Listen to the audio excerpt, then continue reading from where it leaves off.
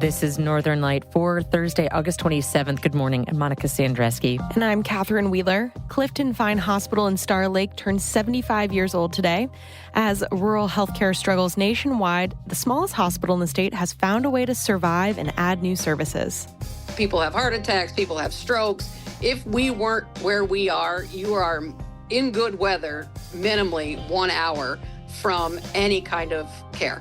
Also on the show, a musician from Jefferson County says he has an unlikely figure to thank for his career. So Clifford the Big Red Dog enabled me to be a full-time musician. Thank you, Clifford. And we go to Blue Mountain Lake for a preview of a musical that's taking its show on the road across the Adirondacks. All that's coming up on Northern Light. Stick with us.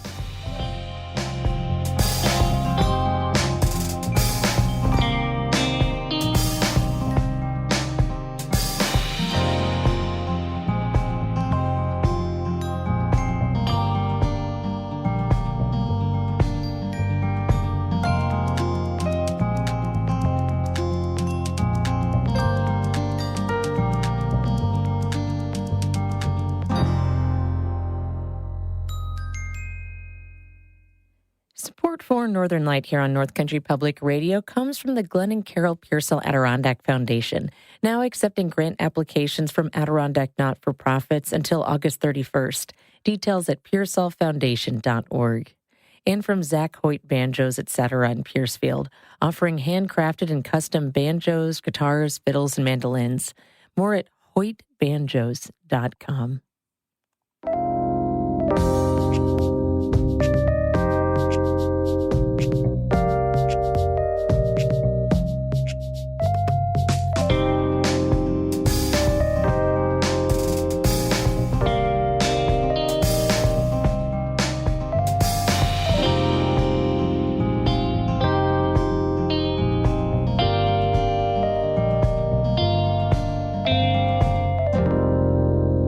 This is Northern Light. I'm Monica Sandreski. And I'm Catherine Wheeler. The Republican candidate for governor of New York says he will abide by a new state law that bans formal cooperation between local police and ICE. Jimmy Vielkind with the New York Public News Network reports. Nassau County Executive Bruce Blakeman doesn't like the state law that's taking effect, but he says he has no choice but to follow it. I am a law and order county executive. I believe in the rule of law, even when it's a bad law. And this is a very, very bad and dangerous law. Blakeman says police in his county have turned immigrants over to ICE after they were accused of rape and other crimes. His county will join a court case challenging the state law. But Governor Hochul and other Democrats are praising the measure. They say ICE is out of control. I want local police using local taxpayer dollars to focus on catching local criminals. Blakeman warns there will be blood on Hochul's hands. In Albany, I'm Jimmy Vielkind for the New York Public News Network. Meanwhile, 15 county sheriffs, including 4 in the North Country, are suing New York State over the new law that prohibits local police from having formal agreements with ICE. According to the Albany Times-Union, the sheriffs of St. Lawrence, Jefferson, Lewis, and Franklin counties are among those who claim the law and others like it are a constitutional overreach. The sheriffs also say they cause imminent and irreparable harm. The lawsuit seeks to block enforcement of 4 sections of the new law. They limit the ability of federal immigration agents to work with local and state police agencies. Governor Hochul said this week that any police department or sheriff's office that disobeys the law will face legal action. She told those suing the state to, quote, bring it on. Hochul also says New Yorkers shouldn't worry about voting by mail this year, even as the Trump administration moves to restrict it. As Samuel King with the New York Public News Network reports, the state is reviewing its legal options after a Supreme Court ruling Monday. The High Court ruled that federal officials can move forward with implementing an executive order that calls for states to submit voter lists to the U.S. Postal Service, among other changes. New York was among the states that sued to block the order. Governor Kathy Hochul called the administration's actions, quote, appalling. And I encourage New Yorkers to ignore all the crap that's coming out of Washington questioning the validity of our elections. Former New York City Board of Elections President J.C. Polanco says the Supreme Court did not rule on the legality of Trump's order, so there will likely be more court battles ahead. but it's already causing confusion. I fear of what can happen with voter turnout if there's more confusion among the electorate. Absentee ballot materials in New York can be mailed out as early as next month, 46 days ahead of Election Day. In Albany, I'm Samuel King for the New York Public News Network. The New York State Fair opened yesterday, and Governor Hochul has a message for President Donald Trump. Back off with a tariff policy that's hurting New York farmers and ruining relationships between Americans and Canadians. Ellen Abbott with the New York Public News Network has more. Trump tariffs are touching the entire agriculture spectrum in New York State. That, along with poor relations between the U.S. and Canada, has grape growers like Scott Osborne, co-owner of Fox Run Vineyards, losing tourism dollars from Canadians. The economic impact of that is huge. And, they'll buy my wines in my cafe, or they'll buy the wines while they're staying. Brian Reeves grows fruits and vegetables in Onondaga County. He says the cost of equipment made in Canada has skyrocketed, with suppliers not sure what's happening next. They shake their head and say, well, today, here's what the price is, but I can't quote you a month ahead, or I don't know. Apple farmer Jim Bittner owns an orchard in Niagara County and says the uncertainty means he doesn't know whether to plant fruit trees on 100 acres of empty land, complaining that there's just no certainty what's going on next year or the year after that as far as trade goes. About 30% of all the apples grown in the United States need to be exported. We don't consume them here. And our two biggest customers is Canada and Mexico. And to get into a squabble with the two of them doesn't do us any good. Hochul says these are the stories that have frustrated her with the Trump administration. And the reason New York State has come up with a tariff relief fund. You can only invest in the short term, not the long term, because you don't know what the world's going to bring, especially with these tariffs that have just started in the last couple of years, right? The uncertainty is just nerve-wracking. Yeah. Hochul expects those funds to be released to farmers this fall. At the New York State Fair in Syracuse, Ellen Abbott for the New York Public News Network. Rural healthcare facilities are struggling nationwide and here in the North Country. But in Star Lake, a tiny hamlet in St. Lawrence County's Adirondack foothills, the smallest hospital in New York State is surviving and growing despite the uphill battle. Richard Haller has more. When Clifton-Fine Hospital was built in the 1950s, there was a large paper mill and a mine that employed many people in the community. But the hospital has had to find ways to keep its footing as Star Lake has steadily lost population. It's the smallest hospital in New York State, with just 20 beds and about 100 employees. The hospital is celebrating its 75th anniversary today. We've had to reinvent ourselves many times over the years to frankly, survive. That's CEO Deirdre Sorrell. She says the hospital was losing over $2 million a year when it was a critical access care facility. So it was pretty clear to me that that wasn't going to be a sustainable model, and we would likely be the next, the next headline that, Clifton-Fine Hospital is closing. So last year, Clifton-Fine became the first rural emergency hospital in the state. It had to give up its inpatient services, treating patients in hospital for more than 48 hours. But it's now receiving a stipend of $280,000 a month from the federal government. Sorrell says this money is the only reason it survived. The hospital opened an emergency room late last year and will start providing a new infusion and wellness center. Sorrell says that keeping this hospital alive is critical for a community that's an hour drive from the next closest healthcare option. This community gets accidents far up on, we've got all of the hills that people climb and ice fishing. People go through the ice. I mean, people have heart attacks. People have strokes. If we weren't where we are, you are in good weather, minimally 1 hour from any kind of care. Clifton-Fine Hospital is hosting a ribbon-cutting ceremony for its new infusion and wellness center alongside a celebration of its 75th anniversary. It's from 2 to 3 in the afternoon today and open to the public. Richard Haller, North Country Public Radio. This is NCPR.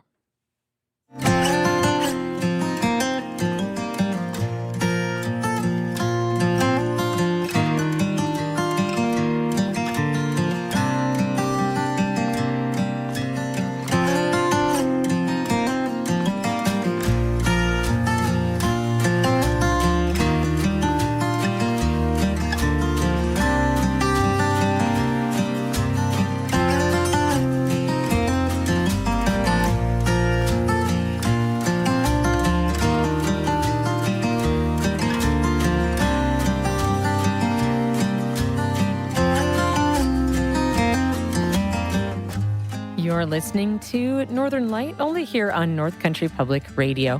It's 10 after 8. Good morning. I'm Monica Sandreski. And I'm Catherine Wheeler. Stick Around, an arts organization in the Adirondacks, is touring a cult favorite musical from around the region. We'll get a sneak peek in just a few minutes here on Northern Light. But first, we'll hear a little more music from David Archibald out of Kingston, Ontario.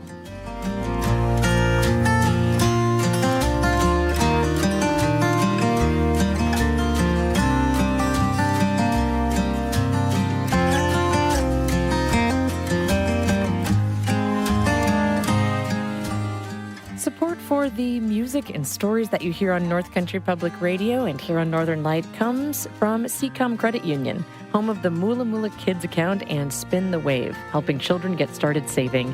Details at ccom.org/NCUA. And from the Adirondack Council, thanking its members, supporters, and Legacy Society for over 50 years of Adirondack advocacy. AdirondackCouncil.org.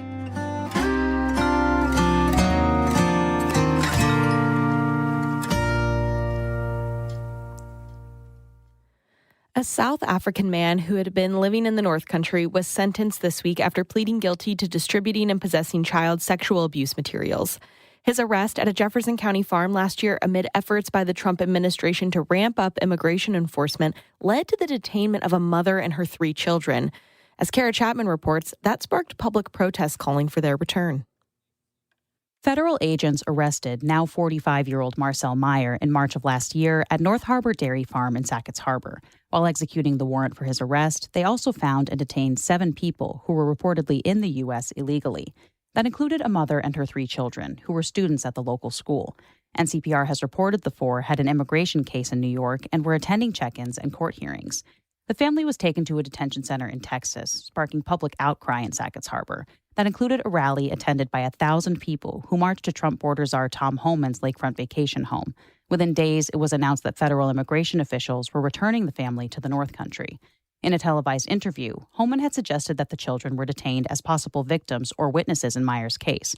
People advocating for the family had questioned that notion, arguing that witnesses aren't detained.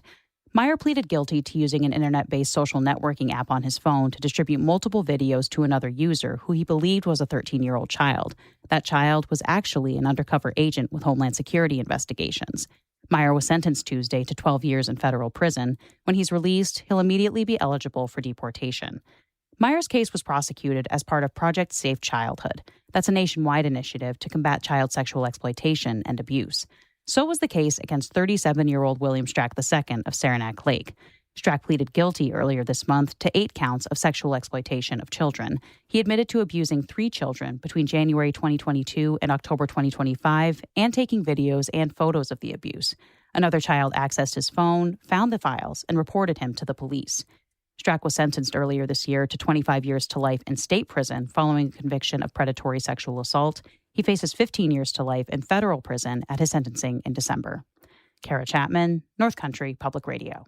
2 workplace violence complaints have been filed against Tupper Lake's town supervisor this summer. The Adirondack Daily Enterprise reports the first was filed last month by 3 town board members. They say town supervisor Ricky DeTola became verbally aggressive during an executive session. That allegedly included yelling, name-calling, and intimidation. The second complaint comes from the manager of the Clubhouse restaurant at the town-owned Tupper Lake Golf Club. Scott Bell says he was working last Friday evening when DeTola allegedly entered through the employee-only door and began verbally accosting him and then pushed him. The Enterprise reports that state police confirmed that incident but said no arrest was made because the victim declined to pursue charges. The town board voted 3-2 on Monday to refer both incidents to the Franklin County District Attorney's Office for an independent investigation. If the DA declines, the board will hire outside counsel. DeTola declined to comment on the allegations. 5 years ago, state lawmakers passed a landmark law vowing to cut child poverty in half by 2031. The Child Poverty Reduction Advisory Council held public hearings in Rochester and Albany this month as it considers a new round of recommendations to help the state reach its goal. As Samuel King with the New York Public News Network reports, so far, the state is falling short. Last year's budget contained some of the council's initial recommendations, such as expanding the child tax credit, adding birth benefits for some public assistance recipients, and a state-funded housing voucher program. The Urban Institute found those measures will contribute to an 18% reduction in child poverty, not even halfway to 50%. Kate Breslin is president and CEO of the Schuyler Center for Analysis and Advocacy. Personally, the real goal is let's figure out how we can end child poverty, because we need our policymakers to be thinking about that with every single decision they make, not just with one or two. The Child Poverty Reduction Advocacy Council will incorporate new data from researchers and the input from this month's hearings as they come up with updated recommendations for policymakers. In Albany, I'm Samuel King for the New York Public News Network.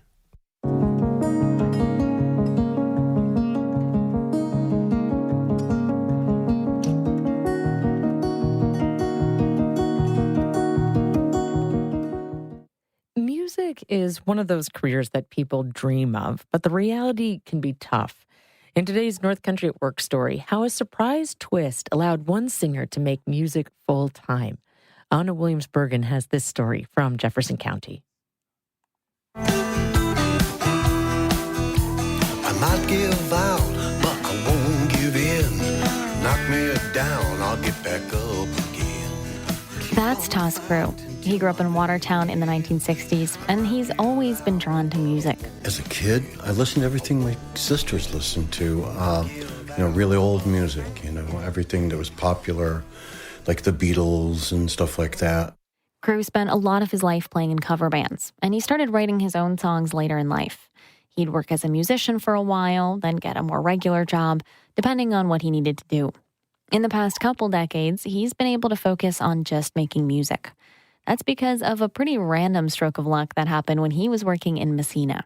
I was working for a music manufacturer back in the days of cassette tapes. This factory duplicated cassettes in large quantities. They did music and lots of books on tape. They also didn't have a sales team. When someone called, whoever picked up the phone would handle that account.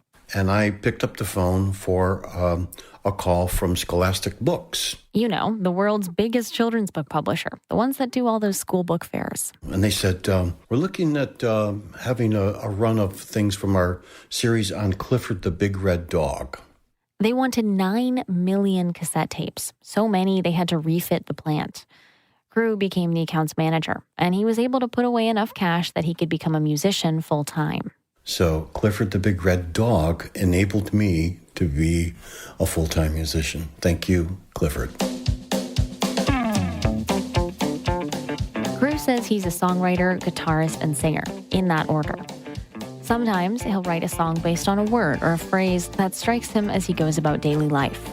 I overheard a conversation in Memphis, Tennessee between two 20-somethings.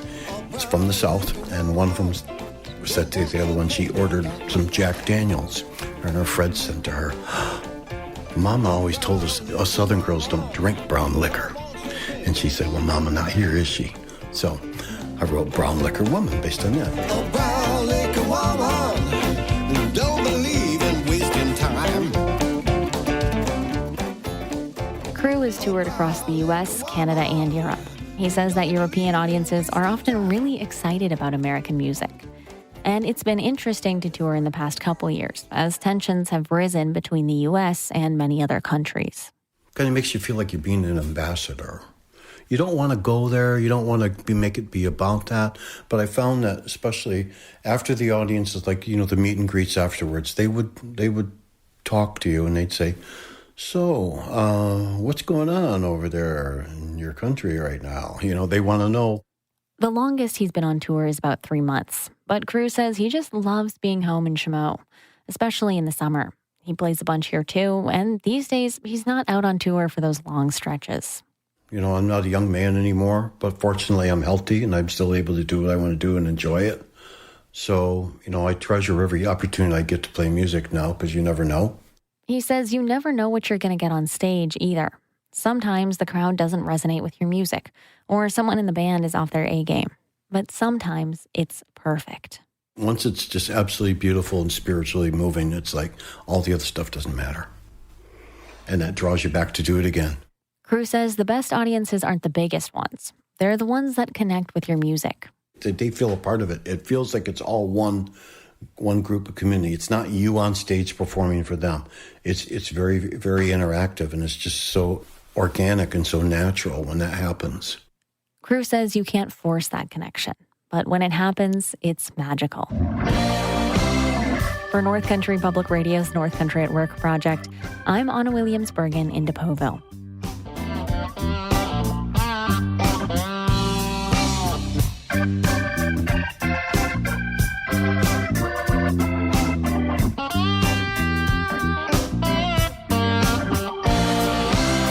I'm a one-eyed jack.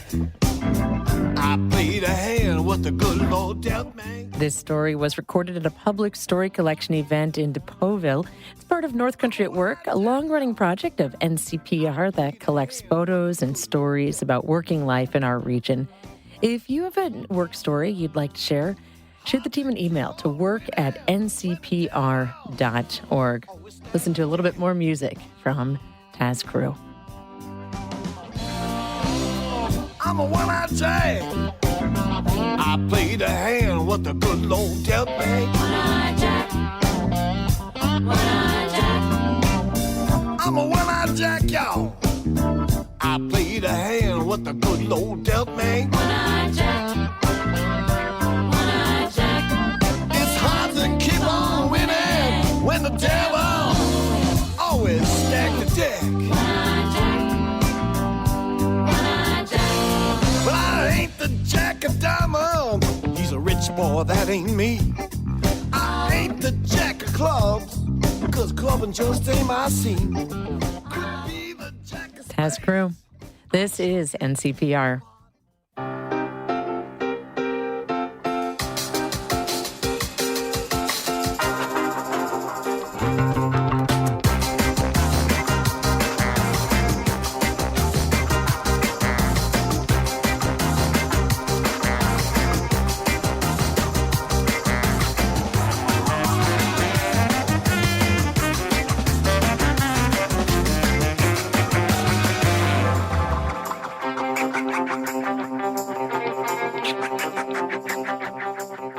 You are listening to Northern Light here on North Country Public Radio. It's 8:23. Good morning, Monica Sandreski. And I'm Catherine Wheeler. Stick around after the show for Bird Note. That's coming up at 8:42. With our eyes to the skies, sunset in Beekmantown is at 7:40 tonight, and the moon is a waxing gibbous at 99% of full. Make sure to grab an umbrella before you head out the door this morning. Rain showers are expected to develop around lunchtime today, and then a chance of thunderstorms starting around at 2 o'clock or so and continuing into the evening. The storms could produce some hail and frequent lightning, heavy rainfall, even gusty winds too. The National Weather Service says they're not ruling out the possibility of even a weak tornado, so make sure to keep your eye on the weather today. At last check, it was 21 degrees in Kingston, 69 degrees in Malone and Wellesley Island right now, 65 degrees in Croghan and the Tug Hill, and 61 degrees in Racket Lake. Every summer, the Adirondack Lake Center for the Arts stages new productions and takes its shows on the road. This year, it's presenting the modern musical The Last 5 Years. Performances kick off this weekend in Essex. Our Catherine Wheeler stopped by rehearsal to talk with the show's director and its 2 stars. Did I just hear an alarm start ringing? Sam Balzac is working through some impromptu choreography, waving his arms and shuffling around a small stage inside of the Adirondack Lake Center for the Arts. Things are moving too fast. The space looks like a living room of a great camp. Wood panels cover the walls and ceiling. Elk and deer trophies face the audience. Out the windows behind Balzac, Blue Mountain Lake laps on the shore. Every now and then, his director, Meg Trelease, steps in with some feedback. Out of here. Thank you. Okay, let's, since your impulse is... But she says she doesn't have to do a whole lot. Because the show is so beautifully written, and the story's so compelling, and the narrative is so clear that it's just kind of like when I have actors like Hannah and Sam, I just kind of sit back and let them and the writing do all of the work. Trelise is also the artistic director for the Adirondack Lake Center for the Arts. And this year, she's heading up a production of the musical The Last 5 Years. The show features just 2 characters, struggling musical theater actress Kathy Hyatt, played by Hannah Aiken, and young rising star writer Jamie Wellerstein, played by Balzac. Each is telling the story of their relationship. Only Jamie tells the story from beginning to end, while Kathy starts at the end of their marriage and works her way back to their courtship. Trelise says it's a more unusual storytelling experience. The 2 stars only acknowledge each other during one song, but it's easy to be drawn into its universe. The sort of crux of the relationship is that Jamie has hit great heights of fame with his first novel. He wrote this first novel that's a great big hit, his career sort of skyrocketing. Kathy's career as a musical theater actress floundering a little bit. And I think through the stress of the different ways their careers are progressing, their relationship kind of falls apart. You know what makes me nuts? The fact that we could be together here, together sharing our night, spending our time, and you're gonna choose someone else to be with. The 2 actors in the production, Sam Balzac and Hannah Aiken, know a little bit about this. They're a real-life couple based in New York City. We came into this knowing that we would need to build some emotional constructs to not think about each other playing this difficult relationship. And we've worked together several times in several different contexts. So I think this is mostly actually just pretty fun for us to see each other work and to be able to work alongside each other. You know, the other aspect of this is us both being in the arts and both being creatives as well. We both write and Hannah makes films. And so this is something we've already kind of personally explored, is like, when does it feel like the other person is, you know, a little further down the road in their career in any given moment, and that's kind of flipped back and forth over the course of our relationship. Trelise says the fictional couple's power dynamic is really the star, and something audiences will be able to relate to no matter where they are in their lives. She's directed productions of The Last 5 Years 4 times, the first when she was 23 years old.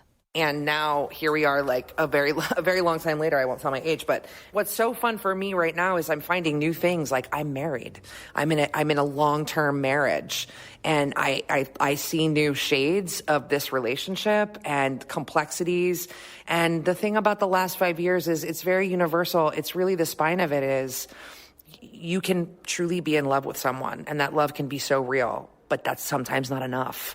And that's so heartbreaking. And I think that's very universal. And I think that audiences can relate to that. Trelise says presenting a modern story like this is bringing new arts experiences to the people who live here. One of the missions that we have here at Adirondack Lake Center for the Arts is to bring arts throughout the park.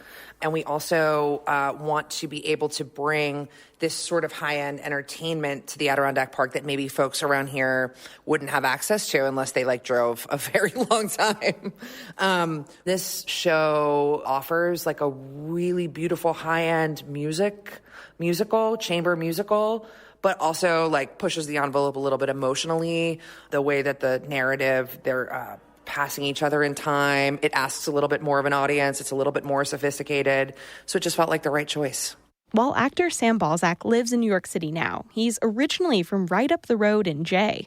He says he's excited to get to perform near his hometown in the coming days. I've never done a show at the Adirondack Lake Center for the Arts before, and I'd heard wonderful things about it, especially from the casts of the Shakespeares for the past couple of years, and had gotten to see a couple of those productions as well and was really blown away.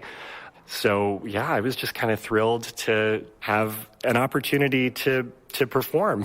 You can catch Balzac and Aiken in the ADK Lakes Theater Festival's production of The Last 5 Years, starting this Saturday at the Essex Theater Company in Essex. If you're still on the fence, Trelise has a really simple pitch. Have your heart broken and put back together again in 90 minutes. We can do it. More performances are scheduled for Indian Lake, North Creek, Old Forge, and Blue Mountain Lake in the following days. Ticket info and details are at ncpr.org. Catherine Wheeler, North Country Public Radio in Blue Mountain Lake.